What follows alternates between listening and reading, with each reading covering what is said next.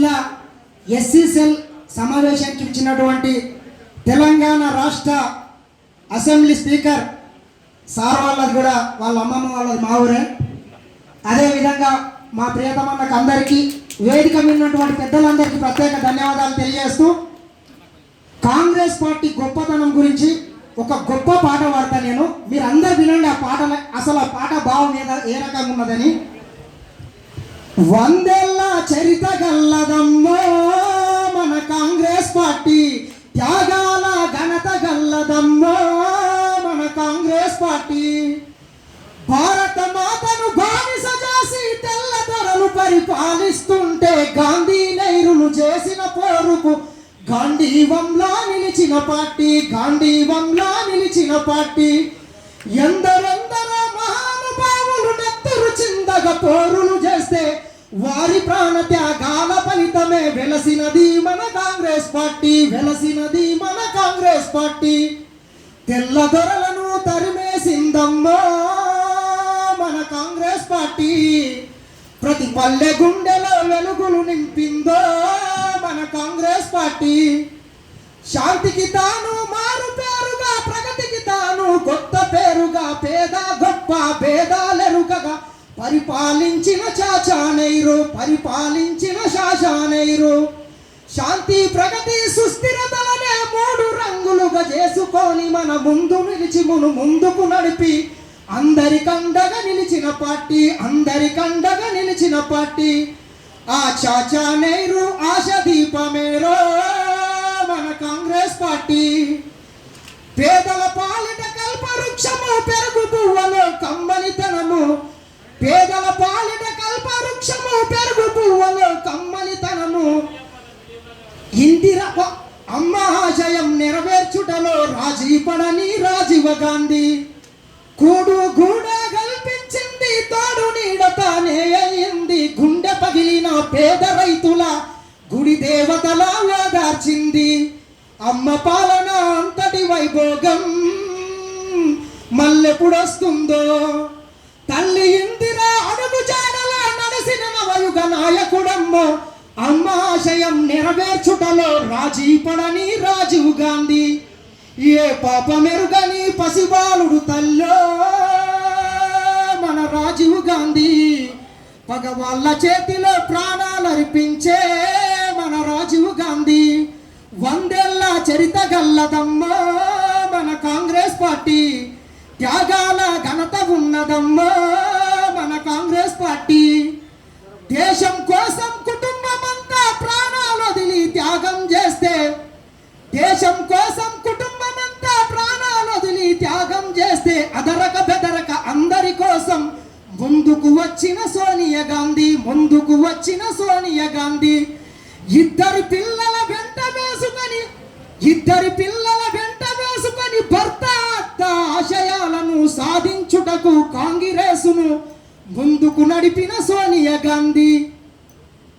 అమ్మ పాలన మళ్ళీ తెస్తుందో ఎన్నల్లారా. మన రేవంత్ అన్న తోడుగా ఉన్నాడో ఎక్కల్లారా. వందేళ్ల చరిత గల్లదమ్మో మన కాంగ్రెస్ పార్టీ. త్యాగాల ఘనత గల్లదమ్మో మన కాంగ్రెస్ పార్టీ. ఇంత గొప్ప పాట రాసినటువంటి ఆ కవికి మరొకసారి అందరూ ఒకసారి గట్టిగా చప్పట్లు కొట్టారు. మిత్రులారా, కాంగ్రెస్ పార్టీకి ఈ దేశ అవసరం లేకపోవచ్చు, కానీ ఈ దేశానికి మాత్రం కాంగ్రెస్ పార్టీ అవసరం ఉంది. ఆనాడు ఢిల్లీతో పాటు ప్రపంచవ్యాప్తంగా వజ్రాల వ్యాపారం చేసుకునేటటువంటి కుటుంబం మన మోతీలాల్ నెహ్రూ కావచ్చు, ఇందిరాగాంధీ కావచ్చు, నెహ్రూ కావచ్చు, వాళ్ళ కుటుంబం స్వాతంత్రం కోసం వాళ్ళ ఆస్తుల్ని మొత్తం ఈ దేశానికి రాసిచ్చి జైళ్లలో మగ్గి ఈ దేశానికి స్వాతంత్రం తీసుకొచ్చిండ్రు. ఈ దేశానికి స్వాతంత్రం తీసుకొచ్చినటువంటి మనతో పాటు పాకిస్తాన్కి స్వాతంత్రం వచ్చింది, శ్రీలంకకు వచ్చింది, ఇంకా కొన్ని దేశాలకు వచ్చింది. ఆ దేశాలు ఈ రోజు కలకత్తుంటున్నాయి. మన ప్రపంచానికి అన్నం పెట్టే దేశంగా భారతదేశం నిలబడదంటే కాంగ్రెస్ పార్టీ చేసిన గొప్పతనం. ఈ నా కొడుకులు చెప్తుంటారు కాంగ్రెస్ పార్టీ ఏం చేసిందని చెప్తున్నారు. ఈ సన్నాసులు చెప్తారు కాంగ్రెస్ పార్టీ ఏం చేయకపోతే భారతదేశం ఈ రోజు అడుగుతుంటే కొడుకులారా. మన రాష్ట్రంలో ఉన్నటువంటి నాగార్జున సాగర్ కావచ్చు, శ్రీశైలం కావచ్చు, జూరాల, మంజీరా, నెట్టంపాడు, ఈ రకంగా చెప్పుకుంటే దేశంలో ఉన్నటువంటి పెద్ద పెద్ద బహుళార్థక స్వార్థక ప్రాజెక్టులు కట్టి ఈ దేశానికి కాంగ్రెస్ పార్టీ అన్నం పెట్టింది. కరువు కాటకాలు వచ్చినాయి, మలేరియా, కుష్ఠరోగము, పెద్ద రోగం, గత్తర, ఈ రకంగా వచ్చి దేశంలో ఉన్నటువంటి ప్రజలు మొత్తం అన్నమో రామచంద్రాయి ఒక్కొక్కరు పిట్టలకి రాలుతుంటే టెక్నాలజీతోని అన్ని వ్యాక్సిన్లకు ఒక్కొక్కటిగా మందులు కనుకొని ఈ దేశాన్ని నిర్మించింది కాంగ్రెస్ పార్టీ. అటువంటి పార్టీని పట్టుకొని ఏం చేస్తుంది అంటారా?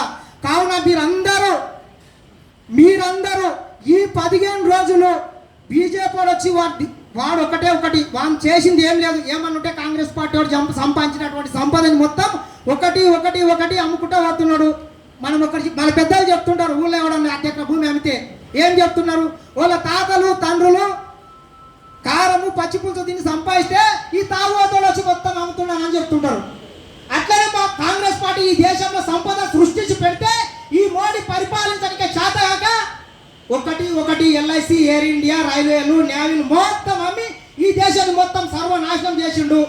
కావున మీరు అంత ఆలోచన చేసి ఎవడు ఎన్ని చెప్పినా, ఎన్ని పూటకాలు వేసినా, ఎన్ని నాటకాలు వేసినా ఈ తెలంగాణకు 10 సంవత్సరాలల్లా బీజేపీ ఏం పీకిందని అడగండి. హైదరాబాద్ అంటే ఔటర్ రింగ్ రోడ్ కట్టింది కాంగ్రెస్ పార్టీ, అంతర్జాతీయ ఎయిర్పోర్ట్ కట్టింది కాంగ్రెస్ పార్టీ, మెట్రో రైలు తీసుకొచ్చి పెట్టింది కాంగ్రెస్ పార్టీ. మరి వీడు ఏం చేసిందంటే చెప్పుకోవడానికి ఒక్కడికి లేదు. ఏమన్నా ఉందంటే జై శ్రీరామ్ అంటాడు. అరే బీజేపీ ఉండి 30 ఏళ్ళు కాలేదు, అంతకుముందు రాముడు లేడా? మనం కొలవమా? దళితులను ముఖ్యంగా వాళ్ళు అంటరాని వాళ్ళుగా చేస్తున్నారు. దళితులు అంటే ఒక అంటరాని వాళ్ళుగా చూస్తున్నారు. కనీసం మన అవసరం లేదనేటట్లు చేస్తున్నారు. మళ్ళొకసారి బీజేపీ అధికారంలోకి వస్తే మనకున్నటువంటి రిజర్వేషన్ మొత్తం ఎత్తేస్తాడు. కాబట్టి మీరు అందరూ జాగ్రత్తగా ఆలోచన చేసి ఓటు వేయడంతో పాటు వేయించాల్సిన బాధ్యత కూడా మన అందరి మీద ఉందని మరొకసారి కోరుకుంటూ ఒకటి గుర్తుపెట్టుకోండి. భారతదేశానికి స్వతంత్రం వచ్చినాడు ఎస్సీ ఎస్టీ దళితులకు ఒక్కరికి 1 ఎకరా భూమి లేకుండే. భూమి మొత్తం జమీందారులు జాగీందారు దగ్గర ఉంటే ఆ తల్లి ఇందిరమ్మ భూ సంస్కరణ చట్టం తీసుకొని ఒక్కొక్కరి దగ్గర 52 ఎకరాల కన్నా ఎక్కువ ఉంటే మొత్తం గుంచి ఈ దేశంలో ఉన్నటువంటి ఎస్సీ ఎస్టీలకు భూములను పంచిపెట్టింది. కావున మీరు అంతా ఆలోచన చేయాల్సిందిగా మరొకసారి కోరుకుంటూ, సమయం లేదు కాబట్టి ఇంత అవకాశం ఇచ్చిన పెద్దలందరికీ ప్రత్యేక ధన్యవాదాలు. నమస్తే. Thank you.